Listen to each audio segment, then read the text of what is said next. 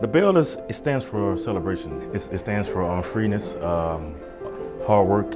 It's just a symbol of my life is on the right track again. You know, from what I came from a few months ago, you know, everything was kind of, you know, down and weary throughout the chemo. I was drained, I was weak. So this bell really means a lot to me.